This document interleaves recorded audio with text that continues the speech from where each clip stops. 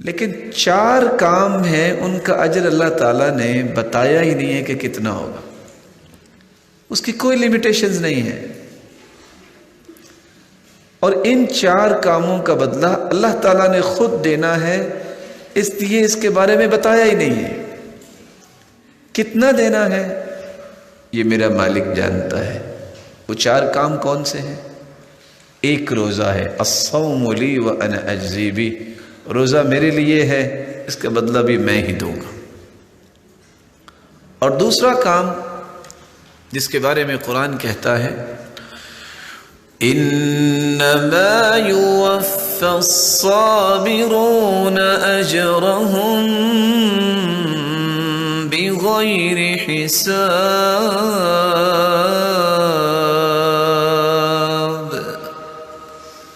جو صبر کرتا ہے اسے بھی بغیر حساب کے ہی اللہ اجر دیں گے، اس کا حساب کوئی نہیں۔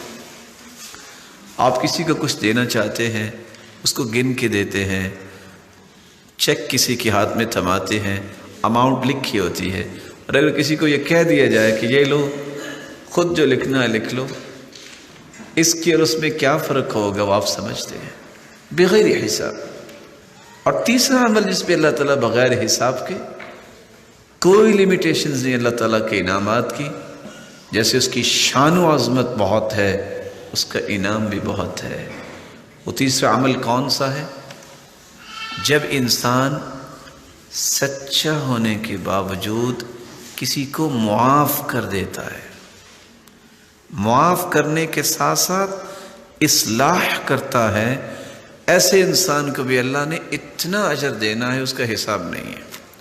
قرآن مجید میں اللہ عز و جلال فرماتے ہیں فَمَنْ عَفَا وَأَصْلَحَ فَأَجْرُهُ عَلَى اللَّهِ،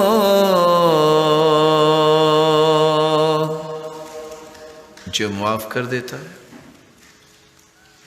اور جو اپنی اصلاح کر لیتا ہے، اللہ تعالیٰ نے اس کا اجر اپنے اوپر رکھا ہے، اس کا اجر بتایا ہی نہیں۔ چوتھا عمل جس کا رب تعالیٰ نے بے حساب اجر دینا ہے، جس کو آج ہم پسند نہیں کرتے، وہ کون سا عمل ہے؟ جب بھی کوئی گالی دے دے، وہ میرے اور آپ کے بارے میں کوئی بری بات کر دے تو ہم کبیدہ خاطر ہو جاتے ہیں، اچھا اس نے یہ کہا تو کہا کیوں؟ ارے بھائی، یہ تو وہ عمل ہے اگر آپ نے برداشت کر لیا، لوگوں کے تانے، لوگوں کی باتیں اور لوگوں کی تنقید، اگر آپ سچے ہیں تو آپ کو کوئی پریشانی نہیں ہونی چاہیے۔ پریشانی تو اس کو ہوتی ہے کہ جس کے اندر 3 صفات نہیں ہیں، یا تو اس نے کوئی جرم کیا،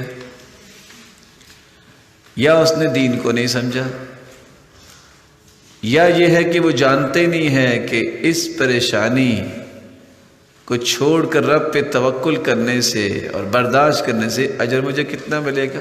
لیڈر لوگ تو ایسا کام نہیں کرتے۔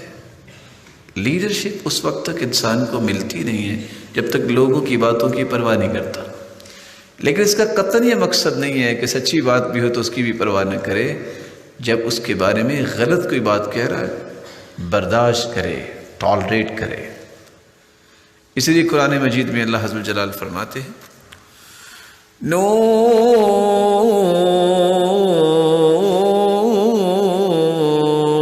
والقلم وما يسطرون